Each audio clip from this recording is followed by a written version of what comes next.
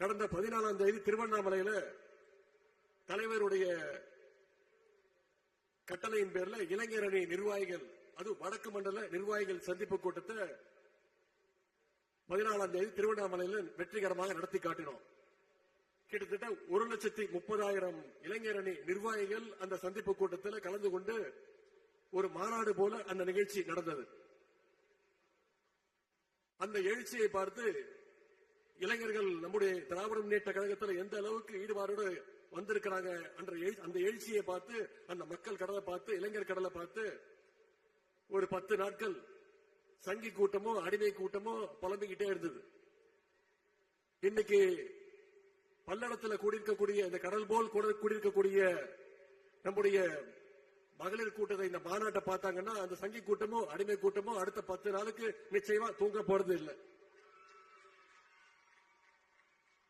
நம்முடைய தலைவர்களுடைய நல்லாட்சிக்கோ தலைமைக்கோ மகளிர் மத்தியில் கிடைத்திருக்கக்கூடிய அந்த வரவேற்புக்கு இங்கே திரண்டிருக்கக்கூடிய இந்த மகளிர் கடலே ஒரு சாட்சி.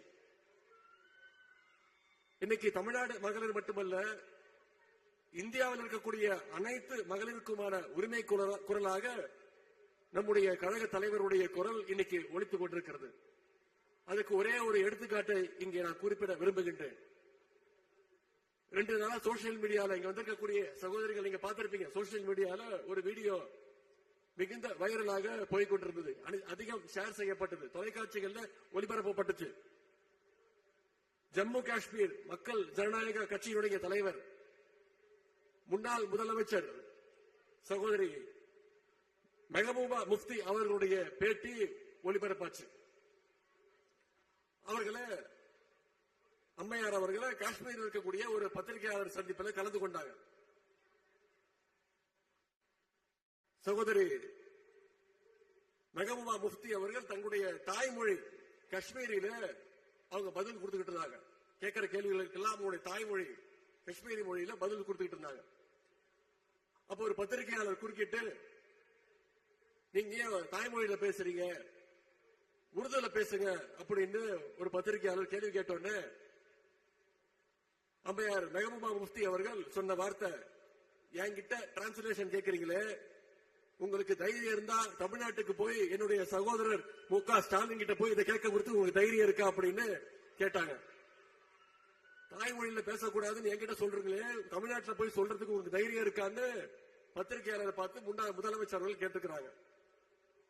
மொழி உரிமை, மாநில உரிமை, பெண் உரிமைன்னு வந்துருச்சுன்னா காஷ்மீரில் இருக்கவங்க கூட தமிழ்நாட்டில் இருக்கக்கூடிய நம்முடைய முதலமைச்சருடைய பேர் தான் முதல்ல ஞாபகத்துக்கு வரும்.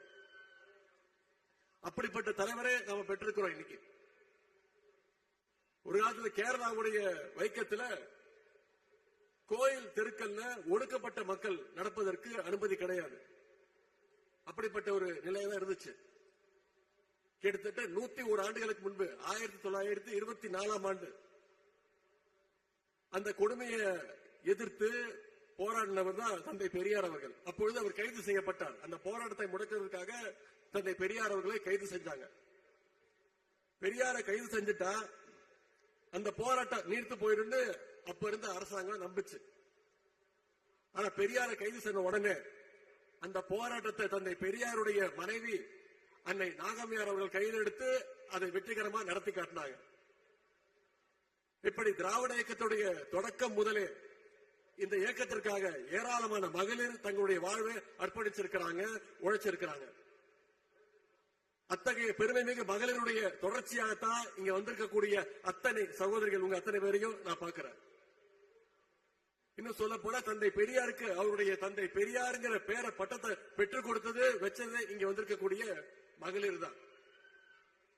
தந்தை பெரியார் வழியில, பேருங்க அண்ணா காட்டின வழியில, கலைஞர் காட்டின வழியில இன்னைக்கு நம்முடைய தலைவர் அவர்கள் ஏராளமான திட்டங்களை கொடுத்துட்டு இருக்கிறார்.